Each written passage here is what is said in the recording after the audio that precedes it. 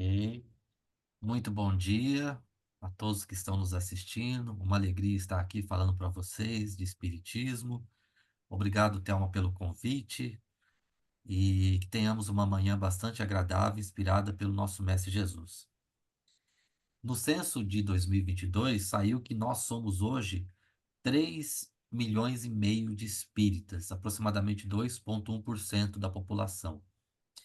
Em 2010, o censo dizia que éramos 1,8 milhões de espíritas, perdão, 3,3 milhões de espíritas, 1,8% da população. Então houve uma redução de 200 mil espíritas.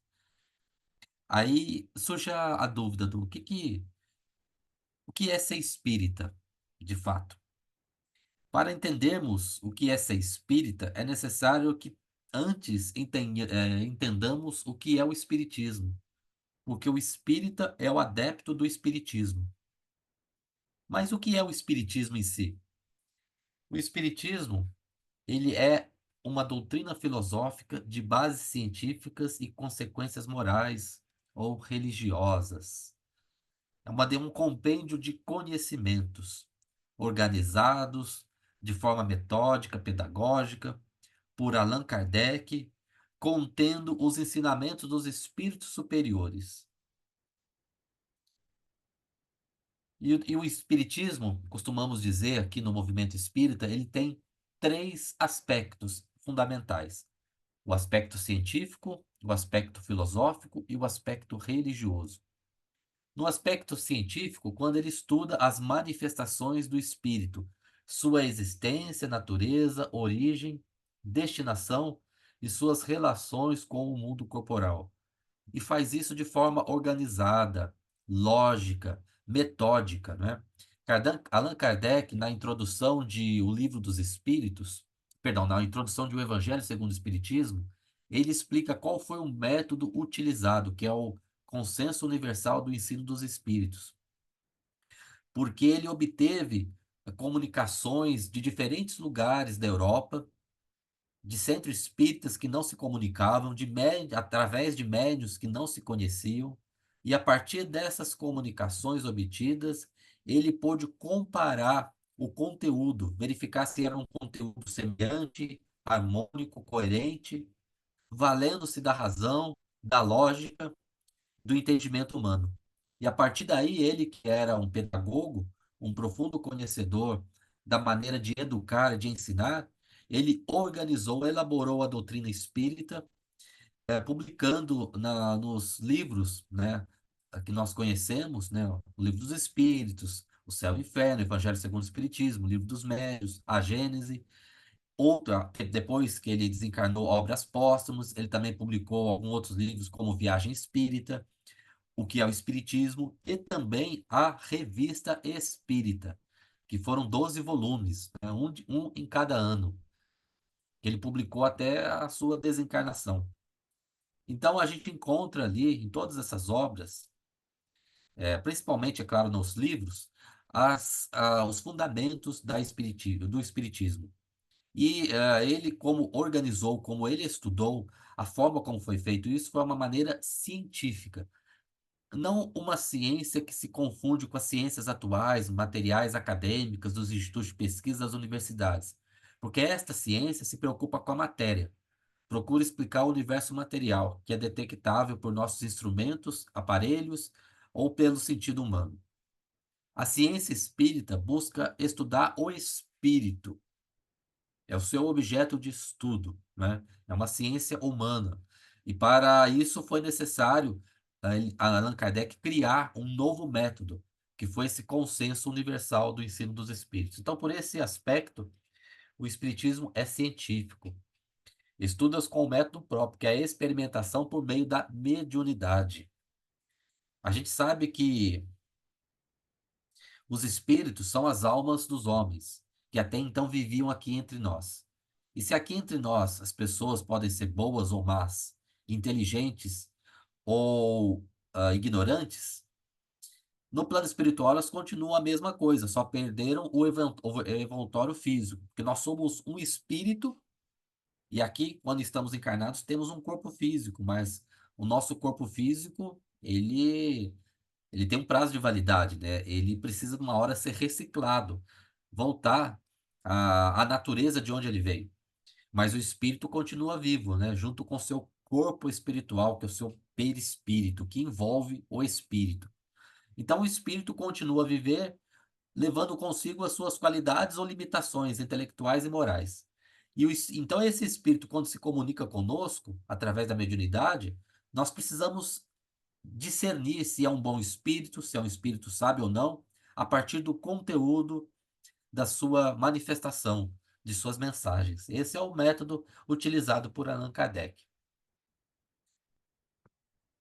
O espiritismo observa, analisa, compara e remontando dos efeitos às causas, chega à lei que rege esses fenômenos, são os fenômenos espirituais.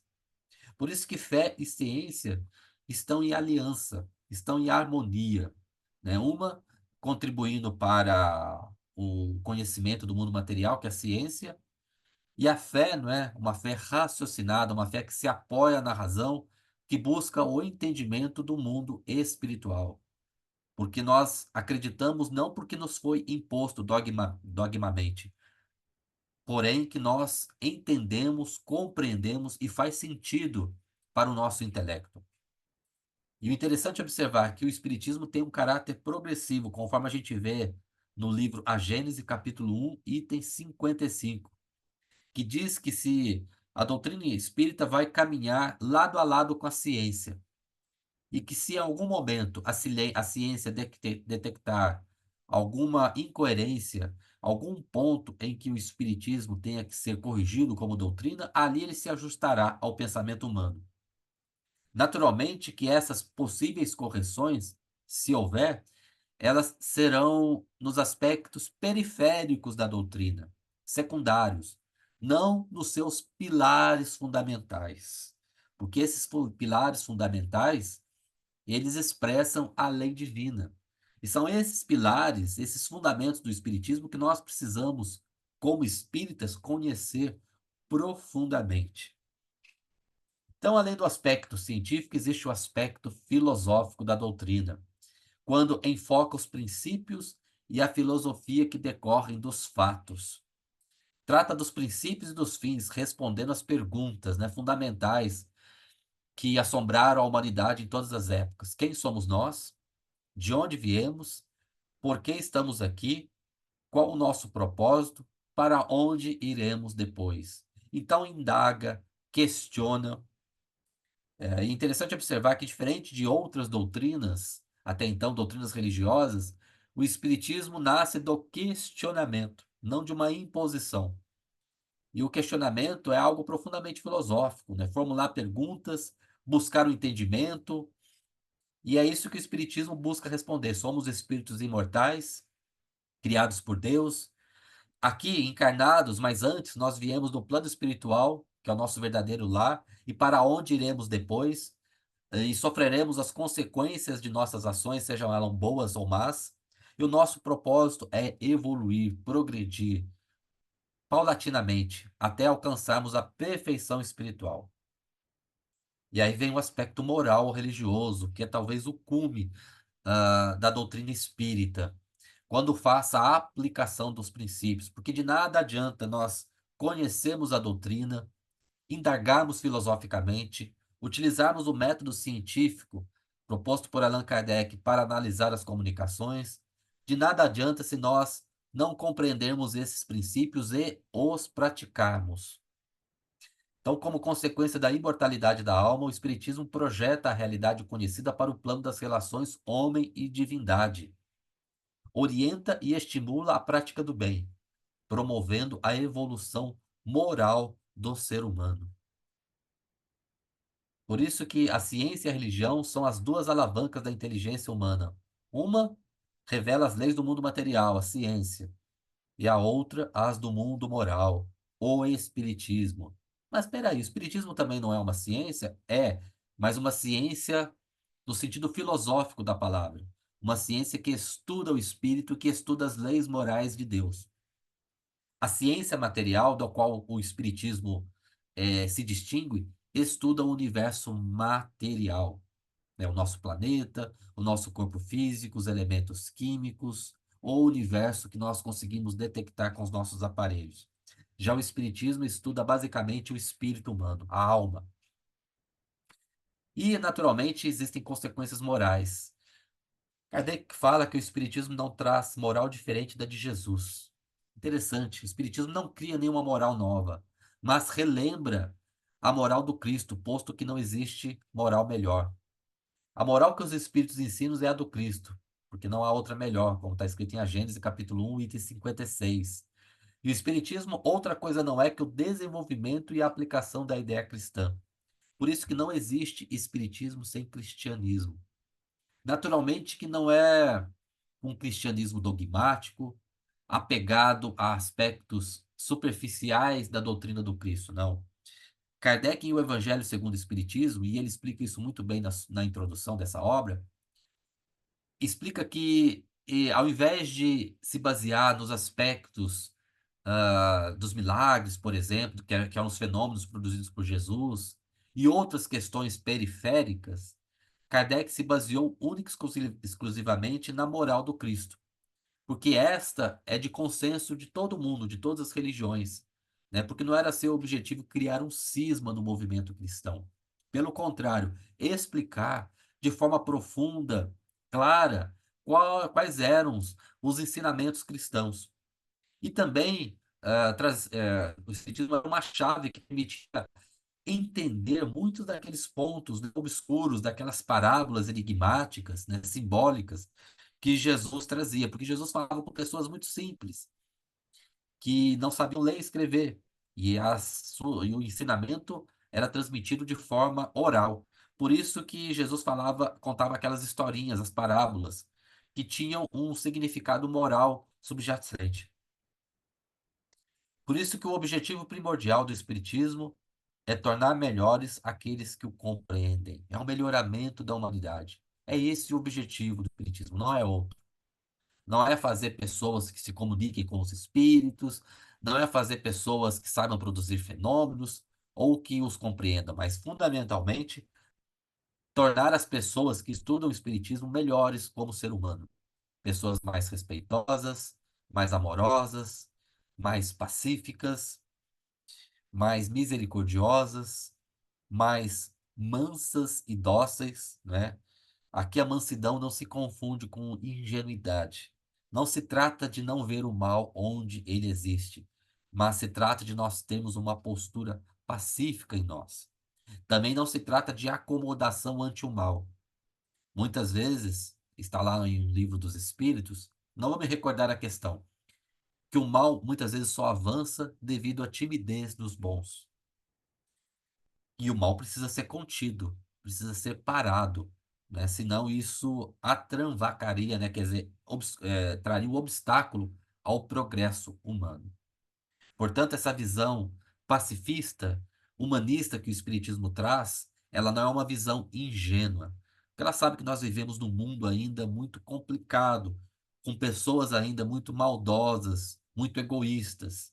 E para que elas não tragam um prejuízo a toda uma comunidade, muitas vezes se faz necessário ações um pouco mais duras de impedimento do mal, né? Para que o mal não vença e não tome conta. Que nem um agricultor que vê ali a erva daninha no meio ali da plantação. Ele tem que tirar remover aquela praga, né? Para que ela não contamine toda a plantação e assim perca a sua lavoura. Mas o objetivo do Espiritismo é isso, é tornar melhores aqueles que o compreendem. Diante disso, dessa explanação inicial, vamos então conhecer os pilares do Espiritismo, porque para entendermos o que é ser espírita, é necessário conhecermos o que é o Espiritismo. O que que o Espiritismo prega, afinal? Quais são seus princípios fundamentais, essenciais? Que verdades eternas o Espiritismo nos descortina? O primeiro pilar fundamental da doutrina é Deus, conforme consta na questão número 1 de O Livro dos Espíritos, em que Kardec pergunta: que é Deus? E os espíritos respondem: Deus é a inteligência suprema, causa primeira de todas as coisas. Deus é infinito em todas perfeições. Perfeições que nós ainda não conseguimos conceber devido à nossa limitação humana. Ele é único, imaterial, onisciente, tem o conhecimento de todas as coisas, onipresente, tem uma profunda sabedoria, um profundo amor pelas suas criaturas, é todo justiça e misericórdia. É imutável, é imaterial. É um ser a quem nós devemos amar, respeitar e não temer, que tudo provê e prevê a todas as suas criaturas, ensejando o progresso de seus filhos.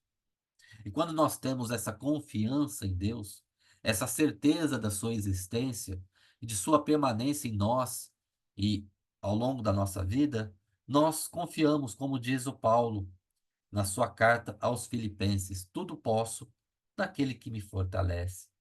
Quando sentimos a presença de Deus, nos sentimos mais fortes, mais corajosos para enfrentarmos as nossas dificuldades, as nossas provas e expiações.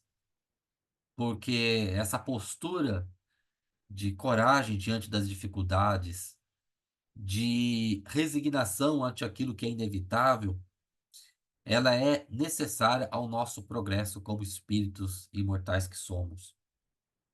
Essa confiança em Deus, essa gratidão por sua presença em nossa vida, essa é nossa humildade diante o seu poder, isso é necessário para a nossa evolução espiritual. E Deus criou dois elementos gerais. Aqui temos outro pilar do espiritismo, que é o espírito e a matéria. Mas o espírito e a matéria não foram criados assim como nós concebemos hoje. Deus criou o fluido cósmico universal, essa matéria elementar primitiva que povoa todo o nosso universo, e Deus também criou o princípio inteligente. O fluido cósmico universal, uma vez que se transforma, modifica suas propriedades, dá origem a toda a variedade de matéria encontrada na natureza. O nosso corpo físico, o nosso universo material estudado pelas ciências, os planetas, as estrelas, tudo é fluido cósmico universal modificado. E Deus criou um princípio inteligente, que através da individualização dá origem aos espíritos, esses seres autoconscientes que têm livre-arbítrio e passam então a raciocinar e escolher entre o certo e o errado e ir aprendendo com isso. Outro pilar fundamental do espiritismo, a imortalidade da alma e o intercâmbio mediúnico. Que nós somos espíritos imortais. Tivemos um início, um princípio, mas não teremos fim. Muitas vezes dizemos que vamos conquistar a vida eterna. É uma frase simbólica, bonita, mas eterno somente Deus, né? E as suas leis. Nós tivemos um início, portanto não somos eternos, mas não teremos fim. Somos imortais.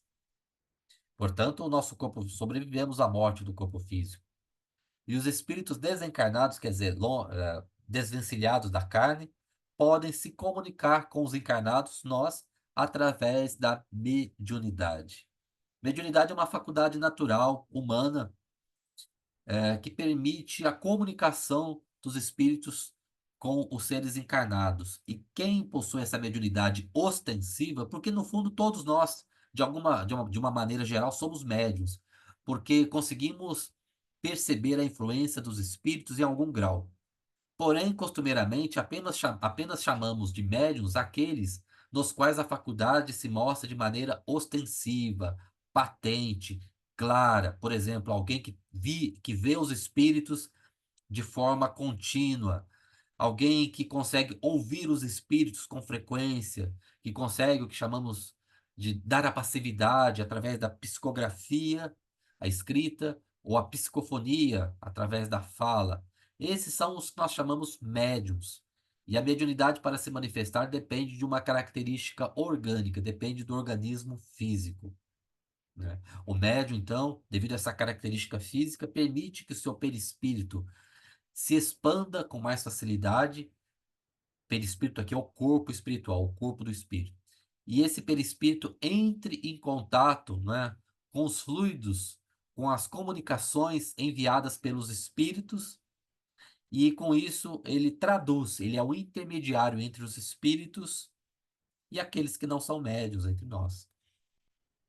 Então, a mediunidade é uma faculdade humana natural que permite a comunicação com os espíritos. Mas nós que somos espíritos, reencarnamos e progredimos. Fomos criados por Deus simples e ignorantes, quer dizer, como uma página em branco, sem virtudes nem defeitos, nenhuma qualidade, nenhuma posse intelectual. Mas fomos paulatinamente escrevendo a nossa história com o nosso esforço, com o nosso trabalho, com as nossas ações. E todos temos o mesmo princípio, o mesmo potencial de faculdades a desenvolver e a mesma destinação, porque Deus não cria seres privilegiados. Aí Jesus, que é um puro espírito, Jesus é um espírito mais velho, foi criado por Deus antes de nós.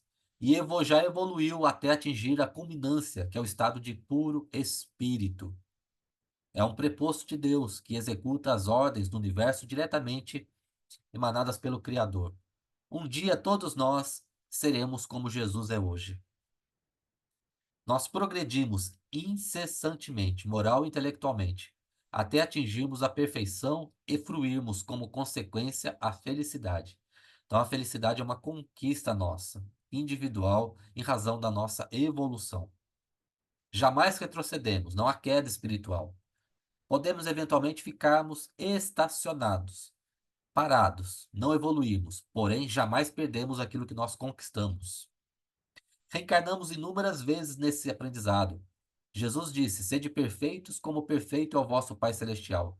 Como adquirir uma perfeição em uma vida, por mais profícua, proveitosa que ela seja? Impossível. Por isso que nós necessitamos reencarnar inúmeras vezes. Assim como a criança, em um dia de escola, não vai aprender tudo que a escola pode ensinar. É necessário que ela frequente 1, 2 dias, 3 dias, semanas, meses, anos e assim por diante. Por isso que essa frase, né, nascer, morrer, renascer ainda e progredir sempre, tal é a lei, é uma frase inscrita no dolmen, construído no túmulo de Allan Kardec. E, naturalmente, existe o princípio de ação e reação, porque toda palavra, ação ou pensamento gera uma reação, um efeito. O nosso pensamento, sim, porque ao pensarmos estamos manipulando o que chamamos de fluidos. Fluidos fazem parte dessa matéria elementar primitiva que envolve todo o nosso universo. Quando nós pensamos, nós manipulamos esses fluidos e eles então influenciam o nosso ambiente. Porque nós temos aqui uma atmosfera espiritual onde nós vivemos. A Terra, por exemplo, está envolta em uma atmosfera espiritual, além naturalmente da atmosfera material. E essa atmosfera espiritual é formada por fluidos, né? Então, esses fluidos espirituais, a gente fala espirituais porque eles guardam relação com aquilo que é do espírito. Embora os fluidos também sejam um tipo de matéria, uma matéria, digamos assim, intermediária em relação à matéria bruta que nós conhecemos, mas ainda assim é uma matéria elementar, primitiva, sutil, muito é muito maleável a partir do nosso pensamento, da nossa vontade, dos nossos sentimentos. Então, o nosso pensamento, ele manipula esses fluidos. Por isso que a oração é muito importante. Quando nós oramos por alguém, quando nós vibramos para a melhora de uma pessoa, nós estamos manipulando esses fluidos. E a cada um será dado segundo suas obras. Não é segundo a sua crença, segundo a sua religião, segundo o seu ritual religioso. Não, é cada um segundo suas obras. O que que você fez para melhorar a vida do seu próximo? Como você está agindo em relação ao seu irmão? É isso que nos será perguntado. Temos para isso o livre-arbítrio, a liberdade de escolha. Nós temos, a partir desse livre-arbítrio, dessa liberdade, né, a opção de fazermos o bem, em harmonia com as leis divinas, ou fazermos o mal, quando entramos em desarmonia com as leis cósmicas criadas por Deus. E naturalmente, quando nós agimos no mal, nós vamos sofrer as consequências dolorosas da nossa ação, como um recurso pedagógico, didático da vida a nos ensinar o caminho correto. Mas, embora tenhamos o livre-arbítrio, estamos sujeitos a alguns determinismos, como encarnar, desencarnar, ainda precisaríamos de muitas reencarnações, receber as consequências dos nossos atos, são determinismos divinos. Tanto é que muitas vezes se diz, né, que a colheita, que a semeadura é livre, mas a colheita é obrigatória. Outro pilar fundamental do Espiritismo, a pluralidade dos mundos habitados, né? Há muitas moradas na casa de meu pai, Jesus já dizia. Só que o Cristo não teve como aprofundar esse ensinamento à sua época. Então, a reencarnação do espírito pode acontecer não apenas na Terra, mas em outros mundos. Assim como também a criança, quando frequenta uma escola, começa ali no maternal, depois vai para a pré-escola, ensino fundamental, ginasial, o colégio, depois vai para uma universidade, e assim por diante. Cada escola tem ali uma parcela de conhecimento a oferecer à criança, proporcional à sua maturidade como estudante. Assim ocorre no universo. Os mundos são as diferentes escolas de almas, nos quais nós estamos matriculados. No momento, a nossa escola é a Terra, um mundo de expiações e de provas, um mundo ainda bastante complicado, porque os espíritos que estão aqui são ainda bastante limitados. Mas nós estamos evoluindo, intelecto e moralmente. E como consequência, a nossa Terra está passando por o que a gente chama de transição planetária, deixando de ser um mundo de expiações e provas e avançando para ser um mundo de regeneração, um mundo melhor, mais agradável, mais pacífico, mais respeitoso. Naturalmente que nessa transição acontecem esses choques morais. Kardec fala em A Gênese que não necessariamente nós teremos cataclismos físicos, grandes terremotos, grandes tsunamis, quedas de asteroides. Eles podem acontecer, e é até provável que ocorram, porque sempre na história da humanidade nós tivemos isso: grandes terremotos, grandes tsunamis, pandemias, as quedas de asteroides. Basta observarmos a Lua para vermos o que é, né? A Lua é repleto, parece um queijo suíço, cheia de crateras. A Lua não tem atmosfera, não tem erosão, não tem as modificações que nós temos aqui no nosso planeta, então ela consegue preservar as crateras. Então, nosso planeta já foi bombardeado por cometas, asteroides ao longo de toda a sua história. E nada indica que vai ser diferente em relação ao futuro. Então, podem acontecer sim cataclismos de ordens físicas, geológicas, astronômicas. Mas isso afeta apenas a matéria. O mais importante é que nós somos espíritos imorais. E esses choques morais já estão acontecendo.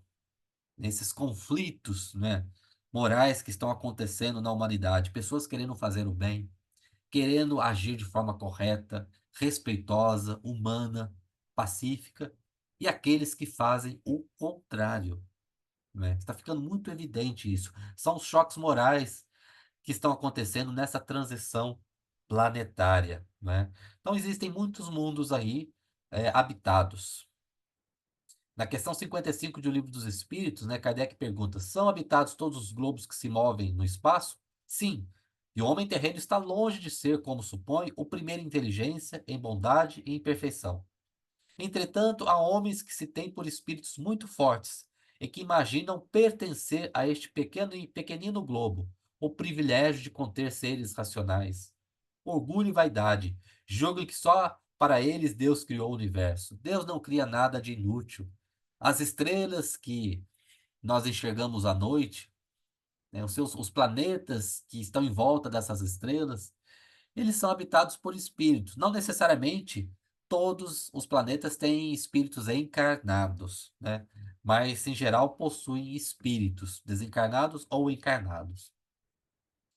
Por isso que existe uma unidade no plano divino. Na vida universal, tudo e todos estão intimamente entrelaçados e se influenciam reciprocamente, devendo a convivência ser harmoniosa, cooperativa. Todas as leis de Deus, materiais e morais, tudo se encadeia no nosso universo. A matéria e o espírito precisam viver em harmonia. Esses são os pilares do Espiritismo que brevemente aqui passamos, né? No tempo que nós temos. E é importante para nós que somos espíritas conhecermos o que é a doutrina espírita, porque o espírita é o adepto do espiritismo. Para saber o que é ser espírita, é necessário, portanto, entendermos o que é o espiritismo. E aqui nós vemos algumas práticas espíritas importantes, como o estudo doutrinário, a divulgação do espiritismo, como isso que nós estamos fazendo agora, a oração, a fluidoterapia, que é a utilização dos fluidos com finalidades terapêuticas, como no passe, na água fluidificada, que muitas vezes deixamos no Evangelho no Lar, o acolhimento fraterno, que são aquelas entrevistas, aquelas pequenas conversas que nós fazemos com quem chega à casa espírita em busca de uma luz, de uma esperança, de um conforto, e o intercâmbio mediúnico. Todas essas práticas aqui são práticas espíritas. E o estudo, eu coloquei aqui as obras mais conhecidas de Allan Kardec, porque não há como conhecer o espiritismo sem estudar Allan Kardec. E não só as obras ditas fundamentais, mas toda a obra de Kardec, tudo que ele publicou, a Revista Espírita, porque ali nós vemos como o Kardec trabalhava, o seu método de ação de pesquisa. E importante, todas essas práticas espíritas, elas devem ser feitas gratuitamente, sem nada cobrar. De graça recebeste, de graça dai. É o ensinamento de Jesus. Por isso que o lema do espiritismo é fora da caridade não há salvação. Caridade, conforme a questão 886 do Livro dos Espíritos, é benevolência para com todos e indulgência para com as imperfeições alheias e perdão das ofensas. Benevolência é o ato de nós sermos generosos, solidários, de irmos ao encontro do nosso próximo, prestar o nosso auxílio, a nossa cooperação voluntária. Indulgência é sermos tolerantes, respeitosos, respeitando no outro o direito de ser como ele é, assim como nós queremos ser respeitados como nós somos. É aceitarmos que o nosso próximo tenha imperfeições, como nós também precisamos ser aceitos com as nossas limitações. Perdão, finalmente, e também é o terceiro aspecto da caridade, é o perdão que nos liberta. Não significa termos amnésia, não, porque isso não é possível, mas significa compreendermos o próximo na sua ignorância, porque quando ele nos fere, nos magoa, ele está sendo ignorante, porque toda ação negativa que ele faz em relação a uma pessoa se voltará para ele também no futuro. Então, perdão é isso, é compreendermos a ignorância do nosso próximo que nos ofende. Kardec também tinha um lema: trabalho, solidariedade e tolerância, a nos inspirar na nossa conduta diária. Falamos de práticas espíritas, mas é importante também dizer o que o espiritismo não adota, para distinguirmos a doutrina espírita de outras doutrinas semelhantes, que, embora algumas delas tenham comunicação mediúnica, acreditem nos espíritos, até estudem obras de Kardec, mas adotem práticas que não são espíritas. Então, o espiritismo não adota classe ou hierarquia sacerdotal, não existe papa no espiritismo, não existe uma entidade centralizadora ou organizadora da doutrina que indique de cima para baixo como o espiritismo deve ser praticado, não existe. Cerimônias, sacramentos, rituais, vestimentas especiais, nada disso é prática espírita, porque sabemos que precisamos adorar a Deus em espírito e verdades. São práticas simples, discretas e que buscam vivenciar a realidade espiritual, sem nenhum tipo de aparato material, nem sacrifícios, nenhum tipo de oferenda. Não usamos altares, velas, imagens, bebidas ou defumações. Nada disso é importante, porque Deus é espírito e ele olha em nós aquilo que somos espíritos imortais. Então não há amuletos, talismãs ou quaisquer símbolos materiais, cânticos ritualísticos, danças ou procissões, não há orações miraculosas ou fórmulas religiosas. A oração ela tem que ser espontânea, partida do coração, é uma prece inteligível. A prece formulada de forma mecânica, decorada, Muitas vezes nós não sentimos aquilo que estamos proferindo, que estamos orando. Ela é uma prece inócua. A verdadeira oração, ela precisa ser sentida no fundo da nossa alma. O nosso ser precisa vibrar com aquilo. Precisa compreender, entender as palavras que nós proferimos. Precisa ter fé. Então não há nenhum tipo de oração miraculosa ou fórmula religiosa. Não há também atendimento a interesses materiais ou mundanos. A nossa mediunidade não é para consultas de qualquer pessoa que esteja interessada em saber sobre seu passado, futuro, adivinhações, nada disso. A mediunidade deve ser usada de forma santa, com fins elevados de auxílio ao próximo. E também, naturalmente, não há pagamento por qualquer atividade doutrinária. Diante disso, é importante saber, como indica Kardec no Livro dos Médiuns, na primeira parte, capítulo 3, quais são os tipos de espírito. Kardec fala de 4 tipos de espíritas. De espíritas. O primeiro deles são os espíritas experimentadores, aqueles que se interessam pelo fenômeno mediúnico, que gostam de exercitar, especialmente se for um fenômeno físico, porque aquilo chama a atenção. Não se interessam pela filosofia, pela moral, só querem saber da experimentação, da prática, daquilo que chama a atenção, daquilo que lhe causa, que estimula a sua curiosidade.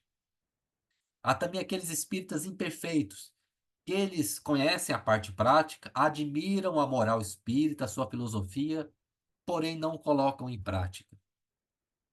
Eles não se tornam menos orgulhosos, menos avarentos, se assim eles o são, menos vaidosos, menos desrespeitosos. Eles não mudam nada na sua vida moral. Continuam exatamente aquilo que são. Não colocam em prática as consequências morais do espiritismo. São os espíritas imperfeitos. Se a humanidade toda conhecesse a doutrina, conhecesse a existência dos espíritos, praticasse as reuniões mediúnicas, soubesse sobre reencarnação, porém não aplicasse esses ensinamentos morais, de nada valeria. Existem também os espíritas exaltados. Esse aqui é um tipo muito complicado e que muito prejuízo pode trazer ao movimento espírita. São aqueles que acreditam em tudo que os espíritos dizem. Ah, foi o espírito disse, então é verdade, né? São aqueles que são facilmente enganados por espíritos mistificadores, facilmente caem num tipo de obsessão que é a fascinação. Não analisam as mensagens que recebem, acreditam em tudo que os espíritos dizem. E, finalmente, temos os espíritos verdadeiros, aqueles que ainda não são santos, longe disso, são pessoas ainda com suas limitações, mas que têm a humildade de reconhecê-las e se esforçam por se tornar pessoas melhores, mais humanas, mais verdadeiras. Buscam aplicar em si mesmo os conhecimentos espíritas no seu aspecto moral profundo. Por isso que Kardec fala que reconhece-se o verdadeiro espírita por sua transformação moral e pelos esforços que faz para vencer as suas más inclinações. É aquela luta diária que nós fazemos todos os dias para nos tornarmos pessoas mais pacíficas, mais mansas, mais dóceis, mais misericordiosas, mais puras. É o sermão da montanha, né? Bem-aventurados que são puros, bem-aventurados que são mansos, que são pacíficos, os que são misericordiosos, os que têm fome e sede de justiça, porque serão saciados. É aqueles que procuram praticar esses ensinamentos cristãos em sua vida, melhorando-se, lutando para vencer as suas más inclinações, inspirado por Santo Agostinho, quando na questão 919 do Livro dos Espíritos, nos diz que todas as noites ele passava em revista como tinha sido a sua vida, como foram seus atos, o que ele havia feito, dito, pensado, as pessoas que ele havia ajudado, a quem havia prejudicado, fazia um exame de consciência, analisava, se autoanalisava, para que no dia seguinte, então, ele pudesse se tornar uma pessoa melhor do que o fora na véspera. É esse o propósito que o Espiritismo nos estimula. Então, o que é ser espírita? Bom, podemos ser cada um desses tipos, mas busquemos nos tornarmos espíritas verdadeiros, né? Aquele que busca se transformar e lutar para vencer as suas más inclinações. Eu agradeço a todos por me ouvirem. Nossa apresentação chegou ao fim. Que possamos, então, inspirados pelos ensinos dos espíritos superiores, elaborados por Allan Kardec, né, na doutrina, e principalmente pela moral cristã, conduzirmos a nossa vida para melhor, tornarmos pessoas melhores. Esse é o nosso objetivo aqui na Terra.